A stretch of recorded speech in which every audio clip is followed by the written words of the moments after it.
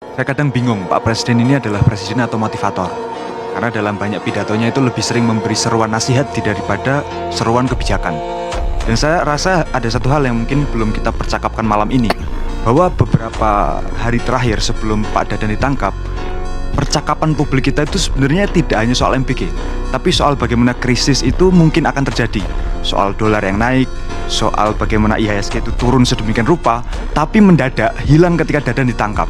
Saya kira ada satu hal yang bisa jadi indikasi bahwa ketika yang terjadi hanya ganti pemain, ada dua hal. Yang pertama ini soal memindahkan medan konflik. Bahwa sebelumnya orang itu menyerang presiden sebagai orang yang sangat bangga terhadap MBG. Kadang kita sebut beliau itu CEO MBG, yang menganggap NKRI ini cuma perusahaan MBG. Itu yang pertama. Yang kedua soal mengkambing hitamkan Pak Dadan, supaya apa yang biasa dilakukan Pak Prabowo terjadi. Pak Prabowo itu kan punya mentalitas Mesias. Jadi beliau itu kalau tidak jadi juru selamat tidak keren.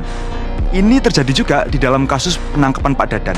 Saya rasa publik patut curiga bahwa jangan-jangan yang terjadi ini cuma pengambing hitaman, cuma penumbalan supaya medan konflik yang awalnya nyerang presiden jadi nyerang ke Pak Dadan. Ya, cuma dikambing hitamkan Pak Dadan kalau kata Tio, Mas Rio.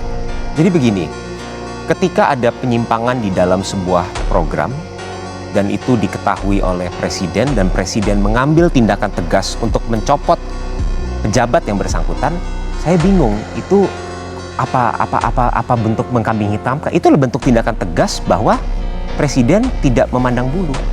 Tapi kalau saya balikan ke konteks daripada perjalanan MBG ini, Mbak Ilona, apakah perlu ada tata kelola yang menyimpang selama MBG ini dijalankan? Jelas.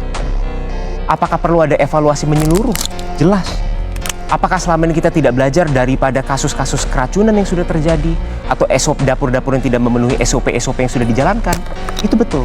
Makanya ini merupakan momentum di mana Presiden mengirimkan sebuah pesan yang sangat jelas.